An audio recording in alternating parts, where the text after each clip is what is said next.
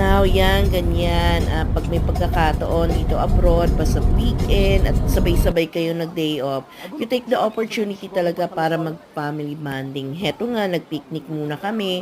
Dala-dala ng mga boys ko yung kanilang archery. Good chance na nila para mapaglaruan to outside. Big space and good opportunity para madala nila to and enjoy the fun and the sports. Eto nga, picnic muna kami outside. May dala-dala lang kami diyang banig. And yun nga, oh, di ba? May barbecue pa. Naku, ang sarap nito. As in, pag ganito sa Arla na dry, kahit hindi siya ganun kainitan, ako everybody's happy and people are outside.